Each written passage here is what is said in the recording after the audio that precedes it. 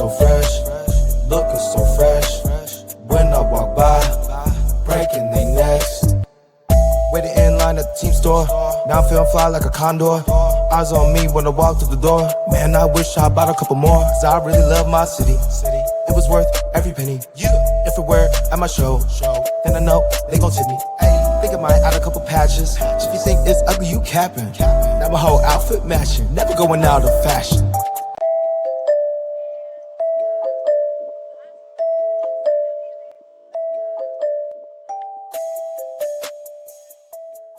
What's going on, everybody? Welcome, Talking Friars, the latest episode of the show. I'm Ben Fadden. Thank you for joining. News of the day: John Seidler officially is the Padres chairman. Today was day one on the job. There was a picture out there of him standing on one of the fields at the Peoria Sports Complex with Mike Schilt, Padres manager, Eric Grupner, Padres CEO, and then AJ Preller, obviously president of baseball operations and the general manager of the franchise. And yeah, we were waiting for this day. When was it going to come? We knew when he got approved by MLB owners, and then there was going to be about a 30-day process to when he could be the trustee of the Peter Seidler Trust. Once that happened, that's when he could actually end up being the chairman of the Padres. And so that ended up being today. Eric Kutsenda was the interim chairman. He was never going to be the permanent chairman. He didn't want that role. And John Seidler, he didn't really want this role either, but this is what is happening. And Robert couldn't do it. Matt wasn't going to do it. I'm getting confused with these brothers sometimes. But John was the next guy up, supposedly on this list for the trustee on that list. And so now he is in control. And he spoke not to the media, to all the media in Peoria, but he did give an interview exclusive to Kevin Acee of the San Diego Union Tribune. So go to the website there, click that link, check out the article for yourself and some of the quotes that John Seidler said.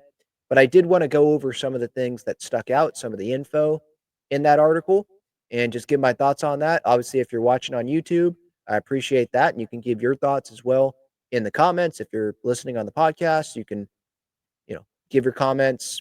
If you go to the YouTube, give your comments there, or you can tag me on social media, whatever. But yeah, I think I'm glad, before getting to this article, I'm glad that this day has come. We'll see when he talks to all of the media, because there are maybe some other questions that Dennis Lynn or AJ Cassavell or someone may think of that wasn't asked by Kevin here in this sit down. It seems like this sit down happened today in Peoria, inside now the office that has John Seidler's name on it. And I assume that was once Peter's office in Peoria. And so, yeah, let's get right into it. The article title by Kevin: No Longer Anonymous. John Seidler takes over Padres with vow to continue trajectory towards the World Series championship.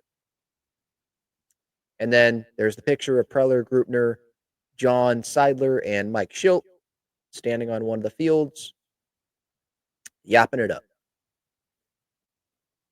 John Seidler leaned back and shifted his glance upward while appealing to not be looking at anything. He sighed.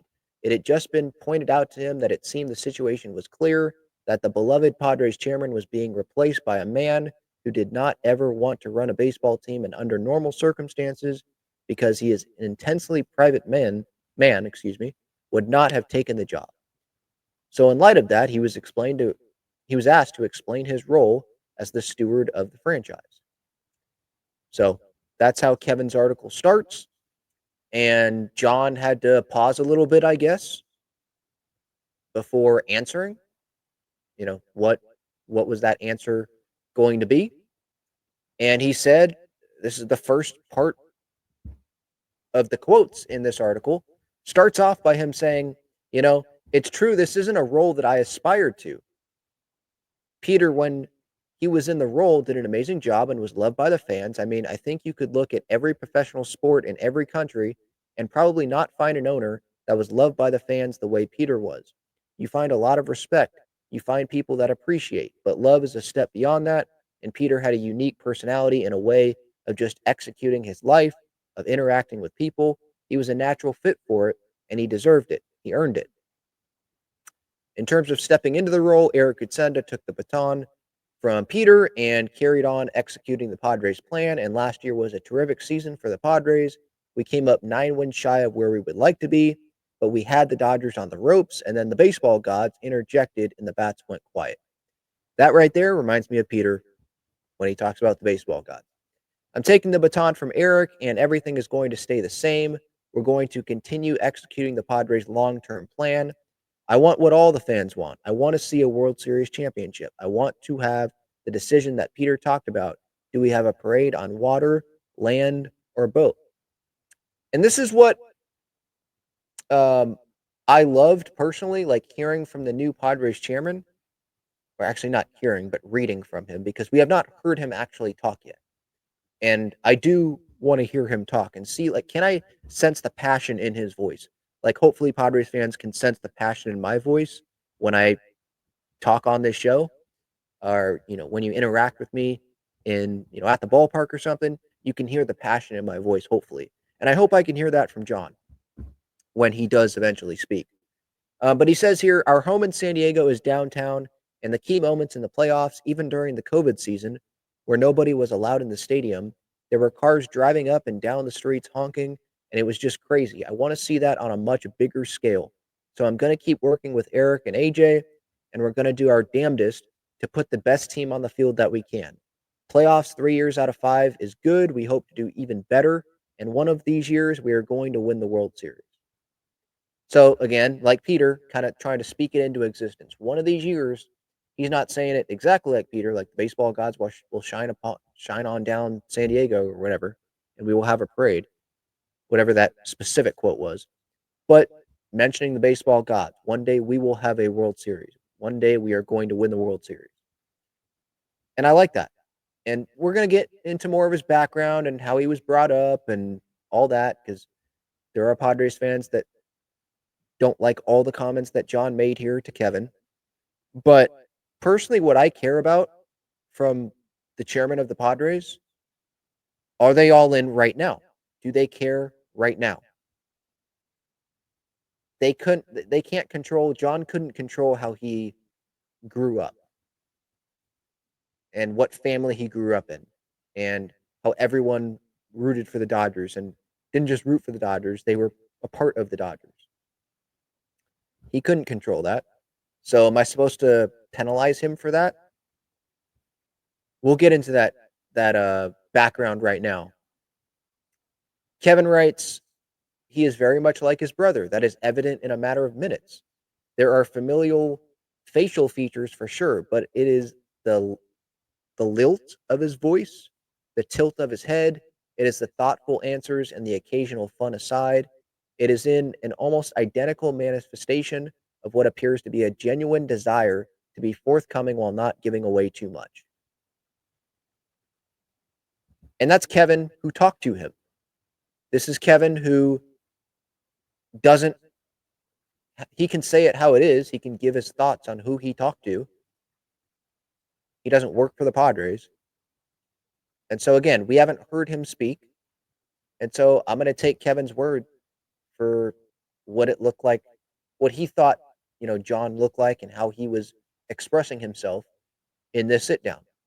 The glaring difference is that between Peter and John is that John Seidler does not relish the spotlight. He was among the family members that bought into the team alongside Peter and others in 2012, but where Peter Seidler headed the family's position and his portion of ownership grew to nearly a quarter stake, John was content to go to games and not be known. He was intent on that. We're private people and very content to be that way, John Seidler said of him and his wife, Lori. Remember, there's that picture that popped up online of them two at one of the postseason games this past October. He was wearing a Padre jersey. We enjoy time with our family, our friends, and not with the greater world. And that's okay. Not every owner is going to be Peter Seidler. I thought we were very lucky to have an owner that was willing to speak on the radio, willing to speak to the fans, have that sit down in the middle of the season with Kevin in Cincinnati, I want to say, of 2023. and give his thoughts on what was happening. Not every owner does that. There are some owners, John Henry of the Red Sox, for example. I don't remember the last time he spoke to the media. He has Sam Kennedy do it. So John Seidler could have Eric Grutner speak to the media and be his kind of mouthpiece instead of John speaking to the media. I wouldn't be surprised if that is what ends up happening. He ends up, maybe he talks once a year before spring training, but he's not going to go on 97.3 The Fan and talk all the time. Maybe he does one interview like to kick it off, but like it doesn't seem like he's someone that's going to be talking all the time. I care more about actions over words. Are you going to spend money? Are you going to show that you care about San Diego, that you care about the Padres and Padres fans and wanting to win for this city? These quotes, it seems like he does.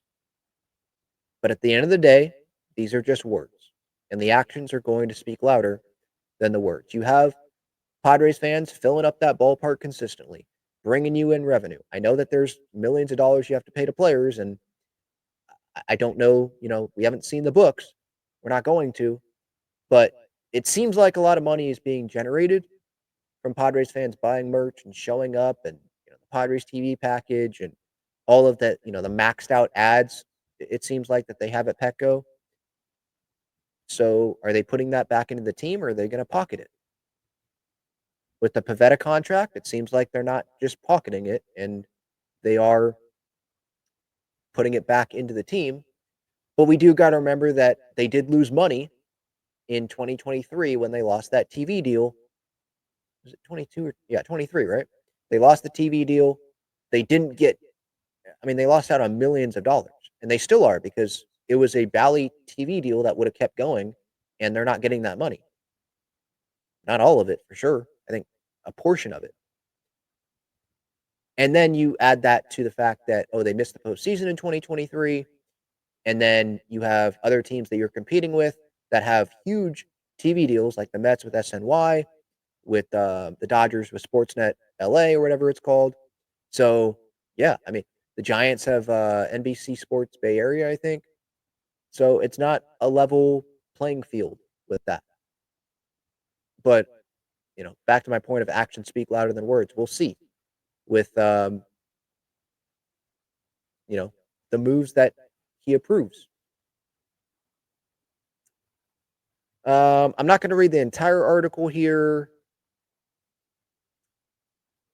but I did want to just read some of the things that stood out here. Peter Seidler's trust specified that one of three brothers took over as control person in the event of his death. First in line was Robert, then Matt, then John. None of the brothers asked for the role, they have pointed out. And let's remember, this isn't in the article, but Sheil wants the role, is what it seems like, but she ain't getting it right now. Robert and Matt have other things happening in their lives that are not conducive to running the Padres. Is that health, family situations? I have no idea, but that's what Kevin writes here. That they have other things going on. So now John, he's a retired engineer and entrepreneur, is trustee of Peter Seidler's Trust, the entity that owns 24% of the team. His stake in that of other family members, totaling about another 20%, is separate from the trust.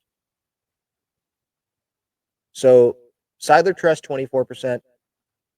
Seidler family, another. So you add that up, and that's almost half the team. Major League Baseball requires in most instances that when the largest portion of a franchise is owned by a trust, the trustee and the team's control person be the same.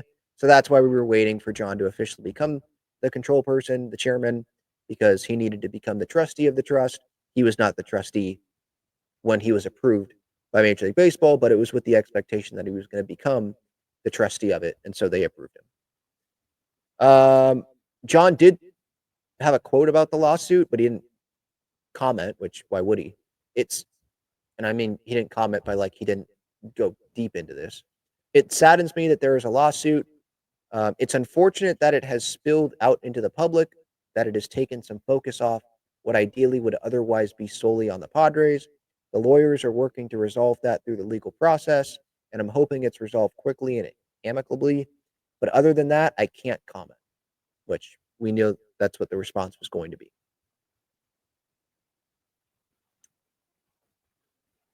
Okay, here's the part where it's in his blood and talking about the Dodgers and now the Padres.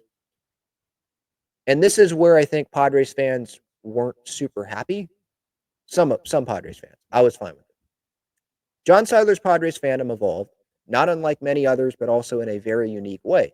He and Lori have owned a residence in San Diego since they became empty nesters 4 years ago. When we lived in Orange County in 2012, we would drive down for 6 or 8 games.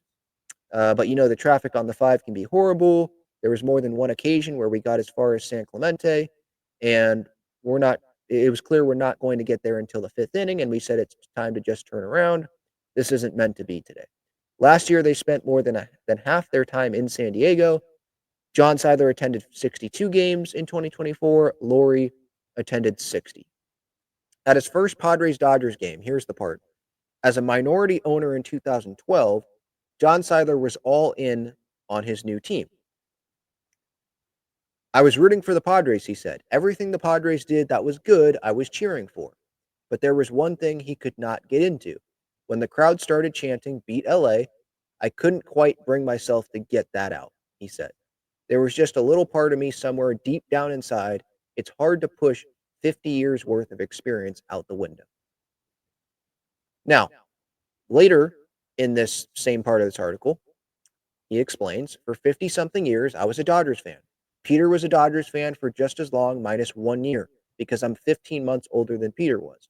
We all bled Dodger blue back in the day. Everything changed when we became involved in the Padres. For Peter and Tom, who were working with the Padres out of the chute, their change was 100% and absolute. It was like a switch flipped. It was off and then it was on. Mine was slightly more gradual. And then Kevin writes, it did not take long. Tom Seidler, now the Padres vice president of community and international impact, bribed John's 10-year-old son to work on his dad regarding the Petco Park chant. So I've been a beat LA Padres fan since early in 2012, John said. I just needed a bit of a nudge, and now I can say I've completed the 12-step program, and I'm never going back. So that's where I go to what I care about is now. Padres fans, can you be irritated that it's not a lifelong born and raised Padres fan like myself, or that if you are born and raised diehard ever since, you could go to a game ever since you watch games, you've been a Padres fan, and it hasn't been another team. I understand if you're not super happy that John Seidler, who, had decades of being a Dodger fan and mentioned here that he bled Dodger blue, I can understand why you're not thrilled that he is the Padres chairman. But for me, part of it is like we don't have a choice, but also I'm going to give this guy a chance because in 2012, I'm trying to put myself in his shoes. And that's what I try to do in a lot of situations, not just, in baseball, but in life. If I was in that situation, how would I think? What would I do?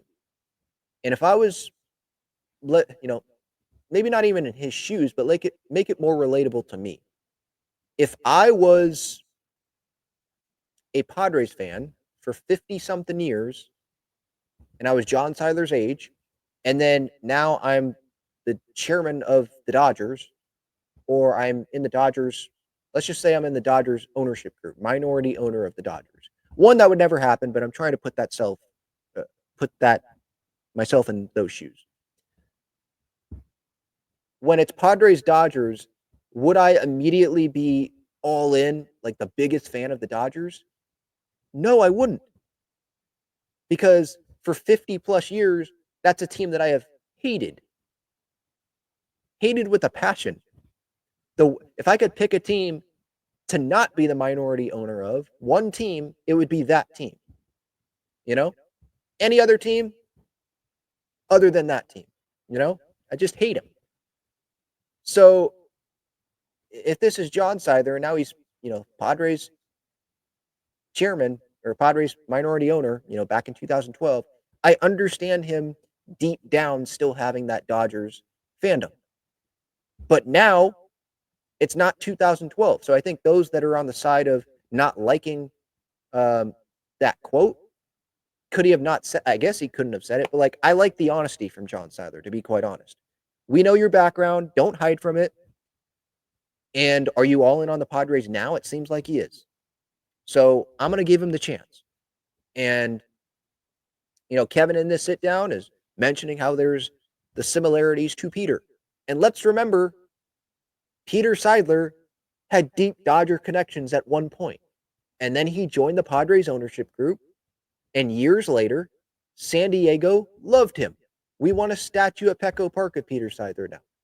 So if we're going to love Peter Seidler, I'm not going to sit here and hate John Seidler out of the gate here just because he's admitting that deep down he couldn't say beat LA the first time it was Padres Dodgers when he was on the other side of Padres Dodgers for 50 plus years. I get it. That would be hard for me to do. But it's not 2012, it's 2025. We're 13 years later. That's 13 years of now having that connection to the Padres.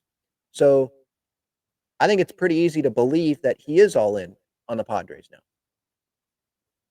Would it be easy for trolls now if the Padres don't win or if someone signs with the Dodgers over the Padres that, John Seidler's secretly helping the Dodgers and he's not going all in because he secretly wants the Dodgers to win? Like, no. The Dodgers just won the World Series. And he's talking about in this article about wanting to win a World Series for the city of San Diego. And one day we're going to win a World Series. And what is the parade going to be, on land or on water? So, actions speak louder than words. I like honesty. I don't like when someone tries to hide something. If he would have came here in this article and not mentioned the Dodgers, actually would have been a little bit weird because there obviously is that connection. And so now it seems like he's all in. Again, the quotes earlier in the article. It's an honor to be a part of the Padres organization. Wanting to win a World Series. I mean, this quote again, our home is in San Diego is downtown. The key moments in the playoffs, even during the COVID season, where nobody was allowed in the stadium. There were cars driving up and down the streets honking. It was just crazy. I want to see that on a much bigger scale. So I'm going to keep working with Eric and AJ, and we're going to do our damnedest. Does a Dodger fan say that about the Padres? Our damnedest to put the best team on the field that we can. Playoffs 3 years out of 5 is good. We hope to do even better. And one of these years, we are going to win the World Series. I'm not saying this guy's on Peter Seidler's level of wanting to win. Or maybe not even, maybe I shouldn't put it that way, but Peter Seidler's level of love for the Padres. But it seems pretty close. And remember, and John talked about it in this article too, Peter was a Dodgers fan at one point. And now we all love him and we'll always love him. So how about we give that time to John? And again, if his actions speak negatively, and what I mean by that is like he doesn't make moves, or we step back in payroll, even if we continue to sell out Petco Park and all that, then yeah, I'm not going to be very happy. But right now, when we haven't even heard him talk, we've read him, we're reading quotes, but we haven't heard him talk, haven't heard that passion in his voice yet, I'm not going to make all these judgments about him. And again, I actually appreciate the honesty, and it's not like he didn't say that he wanted to win for San Diego and was determined to go win a World Series at some point. Like, he wants that. So if I'm a Padres fan, you don't have to listen to me. I'm just one Padres fan, but I'm giving him a chance. All right. Also in this article, John Seidler, it was mentioned that he's been to Peoria now 3 times. This was actually his 3rd trip to Peoria. He was sitting with Tom Seidler and Eric Grupner near the Padres dugout at a spring training game a couple weeks back, which is interesting. A fan asked, "Are you John Seidler?" And the question was directed to Tom, which I could see because Tom looks way more like Peter than John looks like Peter. Many employees have become familiar with John over the years, but most of those that have worked at Petco Park during the season, many players and staff have not met him. There were some quizzical looks and whispers about the guy walking around the Peoria Sports Complex in restricted areas. Yeah, because not all players are on social media where they saw that picture. And even when you see that picture, he probably wasn't wearing a Padres jersey walking around the restricted areas. And he may have been wearing sunglasses like he was in the picture that we saw today. So it's just different. And maybe it takes some time to be like, oh, that's John Seidler. Or guys just aren't on social media and they're not seeing it. So they have no idea what he looks like. Maybe they're looking for someone that looks like Tom Seidler or someone that looks like Peter Seidler. And that's not John. He doesn't look like those guys. So it's understandable. Restricted areas and you have no idea what this guy looks like. Why is this guy here?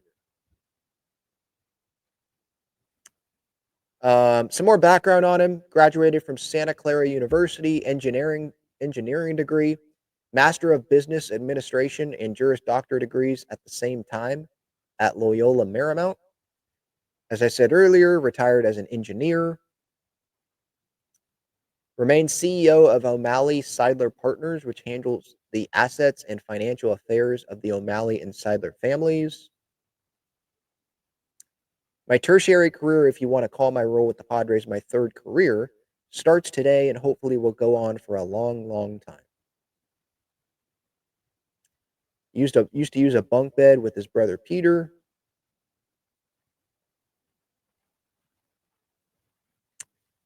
I don't think I read this quote the first time I saw this article, so it must be updated. This is from John. The first priority, it's the product on the field. Our goal is to field playoff caliber, World Series championship caliber teams each and every year. I think we have a good handle on that, and AJ is doing a great job. Secondly, the experience in the stadium. We intend to keep delivering the best fan experience in professional sports. They're the best fans in baseball, and the fans deserve it, and the players feed off it. It's a hostile environment for a visiting team. It's a great environment for our team. And third, in the community, the Padres. Since the acquisition in 2012, the Padres have increased their contribution to the community about tenfold. It's gone from hundreds of thousands to something like 3.6 million. We're going to continue to do our best to make a positive impact on the community. So there you go. One, product on the field. That's what I love hearing. Two, experience in the stadium. Three, the community. Hit all three. Great. And this doesn't seem something that was written down in a statement. It's a convo in his office with Kevin.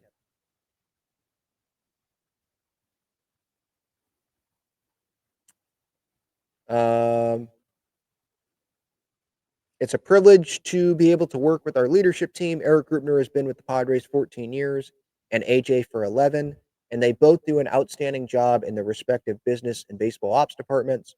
So I'm looking forward to working with them as we continue the Padres' successful trajectory towards the World Series championship. So there you go. There's some John Seidler for you. We'll see when he speaks publicly in front of a camera, where we can hear actual audio. But yeah, just wanted to give some thoughts on that. And obviously give your thoughts again. If you're on YouTube, give your thoughts in the comments. And thank you for listening if you're listening on the podcast platforms. Before getting into some other Padres stuff, I did want to shout out some of the great partners of the show, Gaglione Bros, Famous Cheesesteaks, and Garlic Fries. Their main location is on Friars Road. They're inside Snapdragon Stadium. So San Diego FC, they're playing there this weekend on Saturday. You can go get some Gaglione Bros inside Snapdragon Stadium. The Wave, they play their home opener coming up on the 22nd. Yep, the 22nd against Utah. Snapdragon Stadium. Gaglione Bros is there. So check them out. They're also inside Petco Park, obviously, down the third baseline. Great cheesesteaks, great garlic fries, cheesesteak fries, a lot of good stuff there. Breaking Tea, they've got Padres and Aztec shirts and sweatshirts. Click the link in the description. Underdog, if you use code Talking Friars or you click the link in the description, you will get a first-time 50% deposit match up to $1,000 in bonus credits. And that same code, Talking Friars, will get you $20 off your first order when you sign up with your email on SeatGeek. All right. Some stuff on my mind in Padres land, spring training. Robert Suarez didn't pitch hasn't pitched very great in the Cactus League in a couple of outings. He went like what, a third of an inning today. I'm not going to overreact to that. Now, I know it's a little bit weird, right? When someone like Suarez, a main player, struggles, we're like, whatever. But then when someone performs well in spring training, we'll put stock into it, like Gavin Sheets. And it's like, well, you got to be consistent and pick one. But what I'll say with Suarez is maybe he's working on stuff. And with Gavin Sheets, he has worked on stuff, and it seems to be paying off. He's worked on his stuff to be more simple, be himself. I've read some stuff about that. Victor Rodriguez has talked about that, the hitting coach. So he's worked on stuff, and then he's performing. Yes, it's Cactus League, but he can't be penalized for hitting 5 home runs in 4 days, you know? Um, so, yeah. There's the Jake Cronenworth, Jose Iglesias talk. I already gave my thoughts on that in a video, so you can check that out. But Mike Schilt essentially saying that Jose Iglesias is going to be on the roster, and Crony not going to play much first base, or at least that's not in the plan. So Arise in the lineup every day at first. That opens up the DH spot, because I was thinking maybe it would be a possibility for Iglesias to be at second. Some days, Crony at first, Arise DHing. That could happen if they're gonna give Arise a DH day, but it doesn't seem like that would happen consistently. And as much as I love Crony, if the Padres are, trying to put their best lineup out there against a left-handed pitcher, especially if someone's, nasty from the left side, is Jake Cronenworth the best guy to put out there when you could have a right-handed DH, whether it be Eggy Rosario or whoever? You could have Gavin Sheets in the lineup. I know he's a lefty, but there is the power potential. You can have Luis Arraez, obviously, and really it's more like you could have Jose Iglesias, a righty, in there over Crony, and it's not like the defense is going to suffer, because Iglesias is more of a defense-first guy anyway, but the right versus left matchup, you're going to take Iglesias over the left versus left Crony when Crony has struggled against left-handed pitching. So there's that news. I think the spring breakout game is coming up on Friday. Some of the top Padres prospects will be in that. DeVries, Salas. I think Boston Bateman's going to be in there as well. So that might be interesting to watch against the A's. Remember, don't call them the Sacramento A's. Don't call them the Las Vegas A's. Although it's crazy that they're having a Las Vegas patch for the next few years while they're playing in Sacramento, but they don't want to be called the Sacramento A's. They don't want to be called the Las Vegas A's. But it's like, hey, Sacramento, we don't care about you.